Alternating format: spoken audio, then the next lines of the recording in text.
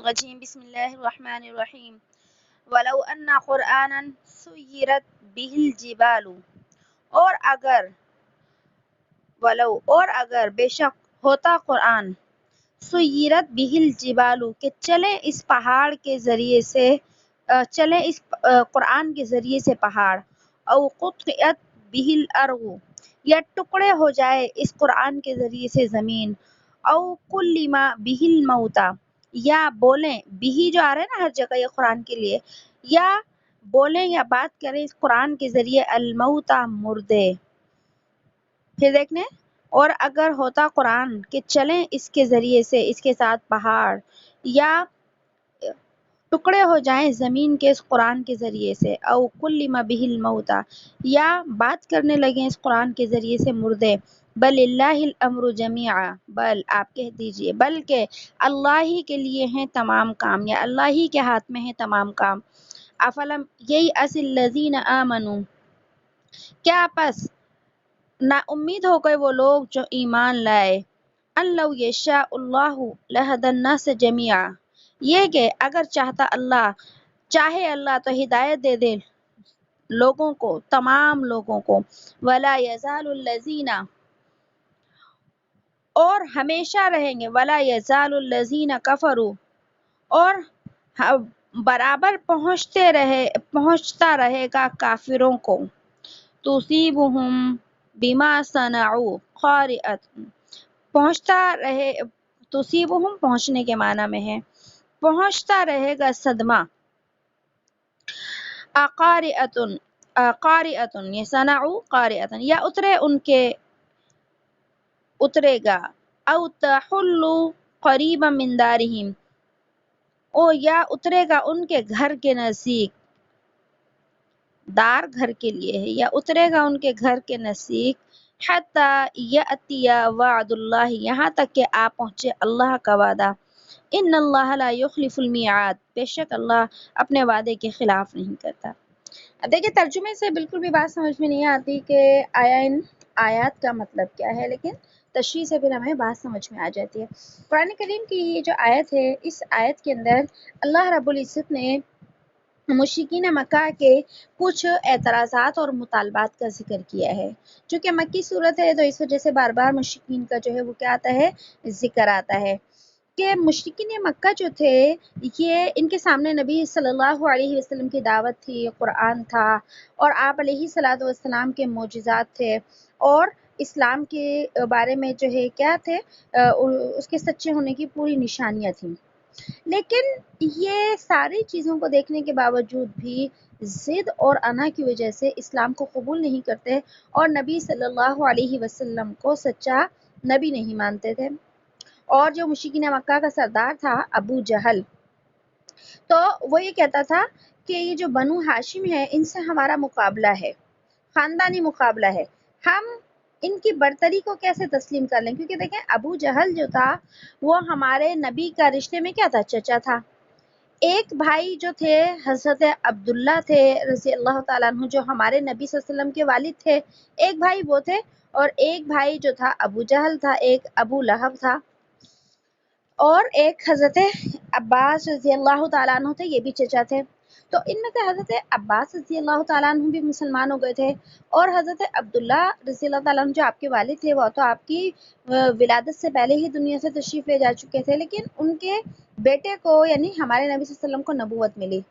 تو یہ جو ابو جہل تھا اور ابو لہب تھا یہ کہتا تھا کہ میرے ایک بھائی کے بیٹے کو نبوت کیسے مل سکتی ہے اس طرح تو میں کیا ہو جاؤں گا نیچے ہو جاؤں گا میرا جو اپنا خاندان ہے میری جو اولاد ہے ان کا درجہ کیا ہو جائے گا کم ہو جائے گا لہٰذا ہم ان کی برتری کو تسلیم نہیں کر سکتے یعنی نبی کی نبوت کو تسلیم نہیں کر سکتا ہے.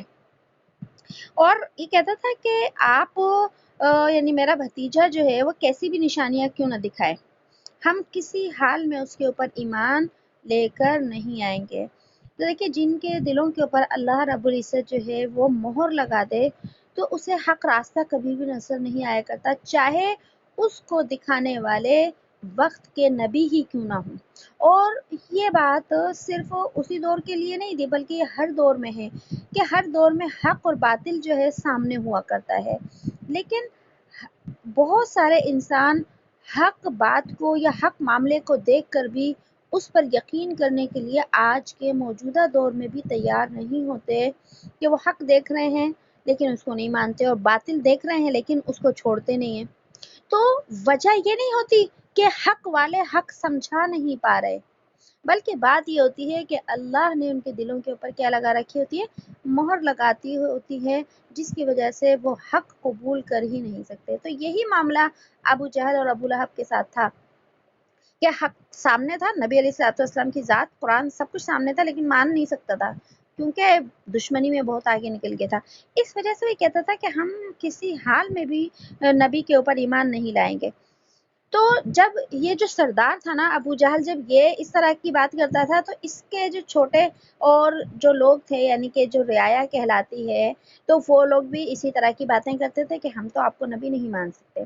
اور پھر قرآن کریم کے بہت سارے مقامات کے اوپر یہ بات آئی ہے کہ یہ مشرکین مکہ جو ہیں نبی صلی اللہ علیہ وسلم سے فرمائشیں کیا کرتے تھے، فرمائشی معجزے مانگا کرتے تھے کہ اگر تم ایسا کر کے دکھا دو، آپ ایسا کر دیں تو ہم نبی مان لیں گے، آپ ایسا کر دیں تو ہم نبی مان لیں گے۔ اللہ پاک نے ہر مقام پر ان کی نفی کی ہے کہ معجزے انبیاء کے ہاتھ میں نہیں ہوا کرتے، اور اللہ نے اپنے نبی سے فرمایا کہ نبی اگر میں ان کی فرمائشی معجزے دکھا بھی دوں تو یہ پھر بھی ایمان نہیں لائیں گے۔ تو یہ جو ہے اس مقام پر یہ جو آیت آئی ہے نا، اس کا ایک واقعہ ہے۔ یہاں پر 3 چیزیں ذکر کی گئی ہیں۔ اللہ نے انہوں نے 3 مطالبات رکھے تھے، اس میں کون کون تھا؟ مشرکین مکہ میں سے ایک تو ابو جہل تھا، ابو جہل بن ہشام اس کے پورا نام تھا، ابو جہل اور عبداللہ بن امیہ، یہ دونوں کافر تھے، دونوں ہی مشرکین مکہ میں سے تھے۔ تو ایک دن جو ہے یہ بیت اللہ کے پیچھے جا کر بیٹھ گئے، بیت اللہ کے پیچھے جا کر بیٹھ گئے، اور ابو جہل پیچھے بیٹھا رہا، اور اس نے عبداللہ بن امیہ کو نبی صلی اللہ علیہ وسلم کے پاس بھیجا اور کہنے لگا کہ تو جا کر جو ہے محمد سے یہ بات کر کہ اگر آپ یہ چاہتے ہیں کہ ہم آپ کی اطاعت کر لیں، آپ کو نبی مان لیں، آپ کو رسول بنا لیں، آپ کی پیروی کریں، تو ہمارے چند مطالبات ہیں، آپ ان مطالبات کو قرآن کے ذریعے سے پورا کریں۔ ایک تو یہ نا کہ خود پورا کریں، کہا یہ اب یہ والی بات نہیں ہے خود پورا کرے، بلکہ قرآن کے ذریعے سے ہمارے مطالبات پورے کریں۔ اگر قرآن کے ذریعے سے ہماری فرمائش پوری ہو گئی تو ہم آپ کے قرآن کو سچی کتاب مان لیں گے۔ ان میں سے ایک مطالبہ یہ تھا جس کا قرآن نے ذکر کیا، کہنے لگا کہ یہ جو مکہ ہے، کیونکہ مکہ میں رہتے تھے، مکہ کی زمین نہ بڑی تنگ ہے، کس اعتبار سے کہ سب طرف مکہ کے اندر کیا ہے، پہاڑ ہیں۔ آج بھی دیکھیں ہم مکہ کی طرف سفر کرتے ہیں، ہر طرف ہمیں پہاڑ نظر آتے ہیں، اور یہ تو آج کا مکہ ہے، آج سے 1450 سال کے مکہ کی کیا جو ہے کیفیت ہوگی۔ تو کہنے لگا یہاں ہر طرف پہاڑ ہے، نہ کاشتکاری ہوتی ہے، نہ کوئی زراعت ہوتی ہے، نہ ہی ہم کوئی چیز اگا سکتے ہیں، یہاں نہ باغات ہیں، تو آپ ایسا کریں کہ معجزے کے ذریعے ان پہاڑوں کو دور دور کر دیں، اور پہاڑوں کو دور دور کر دیں، مکہ کی جو زمین ہے نا یہ وسیع ہو جائے گی، یعنی میدان بن جائے گا، اور تاکہ ہم یہاں پر کیا کر سکیں، زراعت کر سکیں۔ اور پھر انہوں نے کیا، ان بدبختوں نے کیا کہا اللہ کے نبی سے، کہنے لگے کہ دیکھو آپ اپنے قرآن سے یہ ثابت کرتے ہیں کہ ایک نبی آئے تھے جنہیں حضرت داؤد علیہ السلام کہتے ہیں، تو تمہارے رب نے ان کے لیے پہاڑوں کو مسخر کر دیا تھا۔ ہم حضرت داؤد علیہ السلام کا واقعہ تفصیل سے پڑھ چکے ہیں کہ جب وہ اپنی کتاب کی جو ہے تلاوت کیا کرتے تھے تو پہاڑوں سے بھی کیا آتی تھی، آواز آتی تھی، اور پرندے جو تھے وہ آ کر کیا کر جاتے تھے، بیٹھ جاتے تھے۔ یعنی اللہ نے پہاڑوں کے اوپر جو ہے ان کی ایک طرح سے حکومت کی تھی کہ وہ پہاڑ ان کے ساتھ ساتھ تلاوت کرتے تھے۔ تو وہ کہنے لگا ابو جہل نے مطالبہ رکھا کہ آپ کے قرآن میں لکھا ہے کہ آپ کے رب نے داؤد علیہ السلام کے لیے پہاڑوں کو مسخر کر دیا، تو آپ تو داؤد علیہ السلام سے کہیں زیادہ اللہ کے لاڈلے ہیں، کیونکہ آپ کہتے ہیں کہ میں آخری نبی ہوں، اللہ کا پیغمبر ہوں، آپ کا مقام تو حضرت داؤد سے بھی زیادہ ہے نا۔ تو جب اللہ داؤد علیہ السلام کے لیے پہاڑوں کو مسخر کر سکتا ہے تو آپ کے ذریعے سے، آپ کی کتاب کے ذریعے سے اللہ مکہ کے پہاڑوں کو دور دور کیوں نہیں کر سکتا، اور ہمارے لیے جگہ کیوں نہیں بنا سکتا؟ اس لیے آپ جو ہے کیا ہے، آپ یہ ہمیں کر کے دکھائیے۔ اس کے بعد اس نے دوسرا مطالبہ کیا رکھا جس کو قرآن نے بیان کیا، کہنے لگا کہ جو ہے کہ اپنے ہمیں یہ معجزہ کر کر دکھاؤ کہ جو ہے زمین کے اوپر جو فاصلے ہیں نا اس کو مختصر کر دو، یعنی ہوا کے ذریعے سے ہی زمین کے فاصلوں کو مختصر کر دو، کہ جب ہم شام اور یمن کی طرف جو ہے وہ کیا کرتے ہیں، سفر کرتے ہیں، کیونکہ مشرکین مکہ جو ہے وہ ایک سفر گرمی میں کرتے تھے تجارت کا اور ایک سردی میں کرتے تھے، تو مکہ سے شام اور یمن دور ہے، تو یہ کہنے لگا کہ ایسا معجزہ ہو جائے ہمارے لیے کہ ہم جب سفر کریں نا تجارت کا تو شام بھی بہت جلدی پہنچ جایا کریں اور یمن بھی بہت جلدی پہنچ جایا کریں، ہمارے لیے ایسی سہولت ہونی چاہیے۔ اور پھر کہنے لگا کہ آپ کی کتاب قرآن مجید کے مطابق ایک پیغمبر آئے تھے جنہیں سلیمان کہتے ہیں، اور آپ کے قرآن کے مطابق آپ کے اللہ نے سلیمان کی حکومت ہوا کے اوپر کی تھی کہ جدھر چاہتے تھے ہوا ان کی مرضی سے کیا ہے چلتی تھی، اور جو ہے 1 مہینے کی مسافت جو تھی وہ 1 دن میں وہ طے کر لیا کرتے تھے۔ تو کہنے لگا کہ آپ کا مقام تو پھر آپ کی اللہ کی نظر میں جو ہے وہ سلیمان سے زیادہ ہونا چاہیے، تو جب سلیمان کے لیے فاصلہ سمٹ سکتا ہے تو آپ کے لیے، آپ کے ماننے والوں کے لیے فاصلہ کیوں نہیں سمٹ سکتا۔ یہ اس کا دوسرا مطالبہ تھا۔ پھر تیسرا مطالبہ قرآن نے جس کو بیان کیا، اس نے ابو جہل نے یہ کہا کہ دیکھو کہ تمہاری کتاب سے پتہ چلتا ہے، یعنی قرآن مجید سے، کہ ایک نبی آئے تھے جن کا نام حضرت عیسیٰ تھا، اور اس نبی نے مردوں کو زندہ کیا تھا۔ حضرت عیسیٰ علیہ السلام کا معجزہ ہے نا کہ جو مردے ہو جایا کرتے تھے، جو مرے ہوئے انسان تھے ان کو وہ ہاتھ لگاتے تو اللہ کے حکم سے وہ کیا ہوتے، زندہ ہوتے تھے۔ تو کہنے لگے کہ آپ کا مقام حضرت عیسیٰ سے کم تھوڑی ہے، جب حضرت عیسیٰ مردوں کو زندہ کر سکتے ہیں تو آپ بھی تو مردوں کو زندہ کر سکتے ہیں۔ تو پھر کہنے لگا ابو جہل کہ میں یہ چاہتا ہوں کہ آپ جو ہے اے محمد، جو ہمارے دادا تھے نا قصی، ان کو زندہ کر دو، کیونکہ جو آپ صلی اللہ علیہ وسلم کی یعنی کہ اوپر کی نسل تھی وہی ابو جہل کی تھی، کیونکہ چچا بھتیجے تو تھے۔ تو کہنے لگا کہ قصی جو تھے نا ہمارے دادا، ان کو زندہ کرو، اور جب وہ زندہ ہو جائیں گے تو میں ان سے پوچھوں گا کہ قصی کا جو دین ہے وہ سچا تھا یا نہیں۔ یہ میرے 3 مطالبات ہیں، ان کو پورا کرو، اگر پورا کر دیا تو میں تمہیں جو ہے سچا نبی مان لوں گا۔ اللہ نے ان تینوں مطالبات کو قرآن کریم کے اندر جو ہے وہ کیا کر دیا، بیان کر دیا۔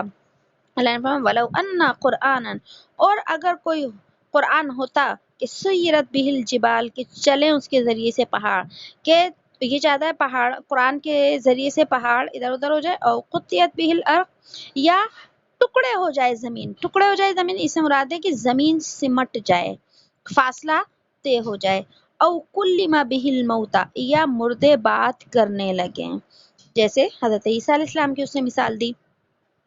تو اللہ نے کیا فرمایا، اللہ نے فرمایا کہ ایک تو یہ بات اس لیے بیان فرمائی کہ اگر اے نبی میں معجزے پورے کر دوں گا تو یہ جو ہے یہ نہیں مانیں گے۔ یہ کیوں نہیں مانیں گے؟ یہ اس لیے نہیں مانیں گے کہ اس سے پہلے بھی یہ کیا ہے، بہت سے معجزات دیکھ چکے ہیں، لیکن جو ہے یہ کبھی بھی ان معجزات کو نہیں مانے۔ اب دیکھیے اس نے 3 معجزات کا یہاں پر مطالبہ کیا، لیکن اللہ نے فرمایا کہ نبی میں نے آپ کو جو معجزات عطا کیے ہیں وہ ان معجزات سے بہت بڑے معجزات ہیں۔ اس نے ایک تو معجزہ کہا کہ پہاڑ سمٹ جائیں، پہاڑ اپنی جگہ سے کیا کر دیں، پہاڑ اپنی جگہ سے جو ہے وہ جگہ چھوڑ دیں۔ تو اللہ نے اپنے نبی صلی اللہ علیہ وسلم کو جو معجزہ عطا کیا تھا شق قمر کا، تو پہاڑ تو زمین کے اوپر ہیں، آپ نے تو اللہ کے حکم سے اپنی انگلی سے آسمان پر چمکتے چاند کو 2 ٹکڑے کر دیا تھا۔ جب وہ بدبخت چاند کے 2 ٹکڑے ہوتے دیکھ کر ایمان نہیں لا سکا تو زمین پر جو پہاڑ ہیں اگر وہ سمٹ جائیں تو یہ جب بھی ایمان نہیں لائے گا۔ پہاڑوں کا جگہ چھوڑ دینا اتنی بڑی بات نہیں ہے جتنا زمین کے اوپر سے انگلی کا اشارہ کر کر چاند کے 2 ٹکڑے کر دینا۔ اے نبی یہ جب نہیں مانا تو یہ اب بھی نہیں مانے گا۔ اور پھر اس نے دوسرا مطالبہ کیا تھا کہ ہوا سے فاصلہ سمٹ جائے، تو اللہ نے اپنے نبی صلی اللہ علیہ وسلم کو جو ہے وہ اور جو معجزات عطا کیے وہ اس سے کیا ہے کہیں زیادہ ہیں۔ وہ کیسے کہ حضرت سلیمان علیہ السلام کو تو اللہ نے تخت سلیمانی عطا کیا تھا کہ وہ ایک جگہ سے دوسری جگہ کا کیا کرتے تھے، سفر کرتے تھے، فاصلہ سمٹ جاتا تھا۔ لیکن اللہ نے اپنے نبی کو معراج عطا کی تھی کہ ایک ہی رات میں آپ نے مسجد حرام سے مسجد اقصی کا سفر کیا اور مسجد اقصی سے آسمانوں کا سفر کیا، آسمانوں پر جا کر جنت اور جہنم کا سفر کیا، اور وہ مختصر سے وقت میں اسی ایک رات کے اندر آپ علیہ السلام دنیا میں تشریف واپس لے آئے۔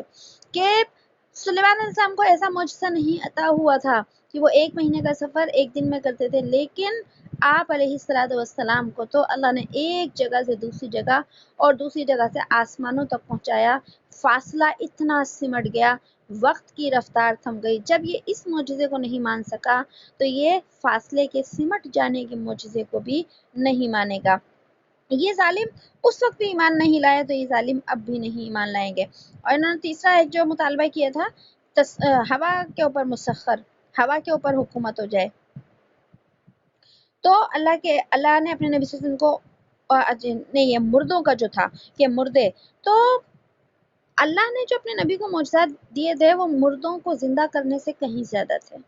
کیسے کہ دیکھیں ایک انسان ہوتا ہے وہ کسی دور میں تو کیا ہوتا ہے، زندہ ہوتا ہے نا، بولتا بھی ہے، چلتا بھی ہے، پھرتا بھی ہے، کھاتا بھی ہے، پیتا بھی ہے۔ اس نے زندہ ہونے کا اور بولنے کا جو ہے وہ کیا ہے، اس کے اندر ایک صفت پائی گئی تھی کبھی، لیکن اللہ نے اپنے نبی کو معجزہ عطا کیا کہ بے جان کنکریاں تھیں اور وہ آپ کے دستے مبارک میں آ کر کیا ہو گئی، بولنا شروع ہو گئی۔ وہ واقعہ آتا نا کہ ابو جہل کے ہاتھ مٹھی بند تھی، کہنے لگا کہ بھتیجے اگر تو یہ بتا دے کہ میری مٹھی میں کیا ہے تو میں تجھے نبی مان لوں گا۔ آپ نے جب اشارہ کیا مٹھی کھولنے کا کہا تو اس میں کنکریاں تھیں جس سے لا الہ الا اللہ کے پڑھنے کی آواز آ رہی تھی۔ تو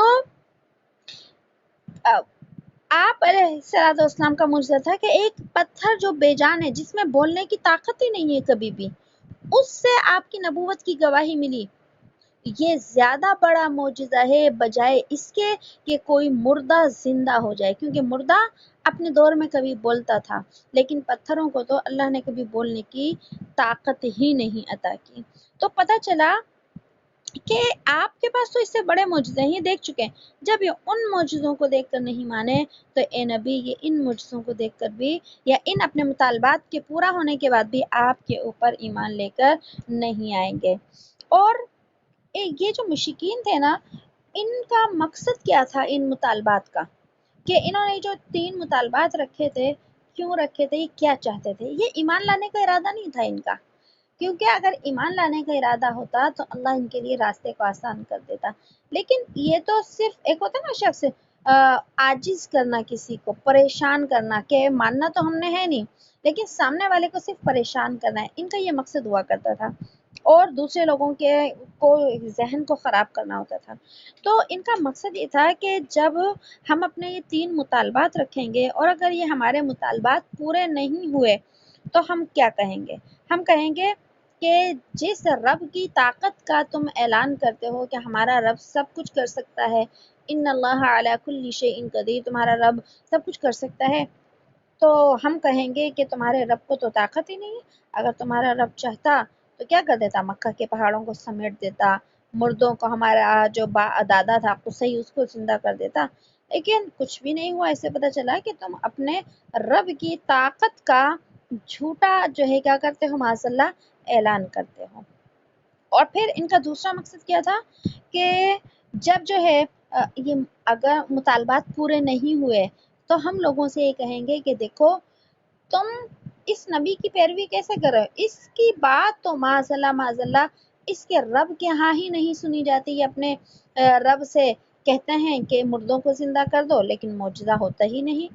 اور یہ کہتے ہیں مکہ کے پہاڑ سمٹ جائیں، معجزہ ہوتا ہی نہیں. تو ان کا وہ مقام نہیں ہے ان کے رب کی نظر میں کہ ان کی بات سنی جائے، ان کی دعا پوری ہو. یہ اللہ کے رسول ہو ہی نہیں سکتے. معاذ اللہ. ان 3 مطالبات سے ان کے یہ 2 مقصد تھے. ایک تو اللہ کی طاقت کی نفی کرنا، اور پھر نبی صلی اللہ علیہ وسلم کی مقبولیت کی کیا اللہ کی نظر میں نفی کرنا. جب اللہ تو انسان کے دلوں کے رازوں سے واقف ہیں، پھر اللہ نے فرما دیا بل للہ الامر جمیعا، بلکہ سب کام تو اللہ کے ہاتھ میں ہے.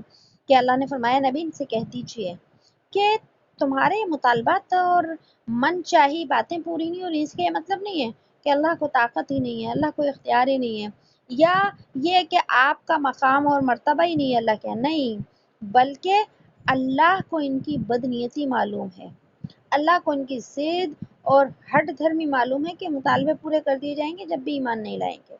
لہٰذا جو ہے ان کے یہ مطالبات پورے نہیں ہوں گے. اور اگر ان کے مطالبات پورے کر دیے، یہ کل کو دوسرے مطالبات کریں گے. کیونکہ ایمان اگر لانا ہوتا تو جتنے معجزات میں دکھا چکا ہوں وہ سارے معجزات کافی تھے. آگے اللہ پاک نے فرمایا افلم ییأس الذین آمنوا. اس آیت کے اندر صحابہ کرام کا تذکرہ ہے کہ صحابہ کرام کے سامنے بھی یہ ساری چیزیں ہوتی تھیں کہ مشرکین کیا مطالبات کر رہے ہیں. اب کیا ان کی جو ہے ایک طرح سے ان کی ڈیمانڈ آئی، یہ مطالبہ ہے. تو جب صحابہ کرام نے مشرکین مکہ کے 3 مطالبات سنے نا، تو صحابہ کرام یہ تمنا کرنے لگے کہ یہ معجزہ ہو جائے اور یہ مطالبات ان کے پورے ہو جائیں. اور صحابہ نے یہ تمنا کیوں کی تھی؟ اس وجہ سے کی تھی کہ اگر یہ مطالبات پورے ہو گئے تو سارے مکہ والے مسلمان ہو جائیں گے اور اسلام کو بڑی طاقت ملے گی. کیونکہ ابو جہل کیا تھا؟ سردار تھا ان سب کا.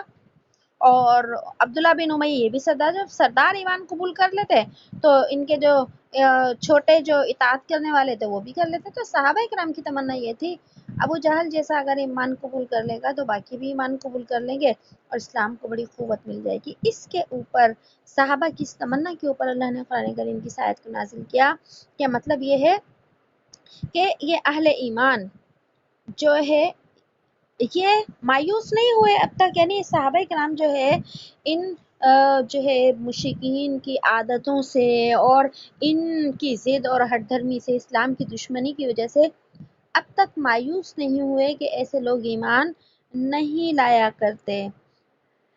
اسی وجہ سے صحابہ نے یہ تمنا کی تھی. تو اللہ نے یہی فرمایا کہ صحابہ کو تو مایوس ہو جانا چاہیے کہ یہ ایمان نہیں لائیں گے. کیونکہ جو انسان دیکھیے ایک انسان ہوتا ہے کم از کم جو ہے کسی کی بات سنتا ہے، ایک ادب کے تہذیب کے دائرے میں رہتا ہے، تو کسی نہ کسی درجے میں اس کو بات سمجھ میں آنے لگتی ہے. لیکن جو شخص بدتمیزی کے اوپر اتر آئے اور ضد ہٹ دھرمی کے اوپر، لڑائی جھگڑے کے اوپر اتر آئے، وہ حق بات نہیں سمجھا کرتا. آج کے دور میں بھی اور نبی علیہ الصلوۃ والسلام کے دور میں بھی یہ ایک حق اور باطل کی اللہ نے جنگ رکھی ہے. دور کے اندر یہ جنگ ہے.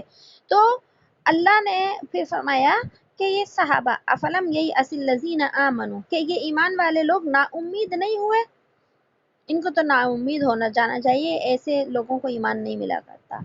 اللہ یشاء، اگر چاہتا اللہ لہدی الناس جمیعا، تو تمام لوگوں کو ہدایت دے دیتا. اللہ نے فرمایا کہ اللہ کہ تو اتنی طاقت رکھتا ہے کہ سارے انسانوں کو ایمان دے دے، سارے انسانوں کو ہدایت دے دے، جبراً مسلمان کر دے. اللہ جو نہ چاہے اس کو بھی مسلمان کر دے. کہ اللہ کوئی طاقت نہیں تھی کہ ابو جہل کو مسلمان کر دے، ابو لہب کو مسلمان کر دے، عبداللہ بن امیہ کو مسلمان کر دے؟ نہیں، اللہ کو پوری طاقت تھی. لیکن اللہ کی حکمت یہی، اور اللہ کے نزدیک ایمان بھی وہی قابل قبول ہے جو انسان اپنے اختیار سے قبول کرتا ہے.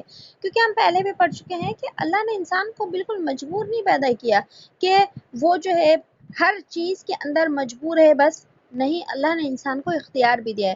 دیکھیے کھانا ہمارے سامنے رکھا ہے، کھانے کا اختیار ہے ہمیں، اور نہ کھانے کا بھی اختیار ہے. چاہیں تو ہم کھائیں، چاہیں تو نہ کھائیں. رزق دینا اس نے اپنے اختیار میں رکھا ہے، اس کی مرضی سے ہم رزق نہیں لے سکتے. لیکن کھانے نہ کھانے کا اختیار اس نے ہمیں دیا ہے. اسی طریقے سے اس نے ہدایت کے راستے کفر کے راستے واسع کر دیے، لیکن اللہ نے اختیار انسان کو دیا، چاہے تو اسلام قبول کر لو اور چاہے کفر کو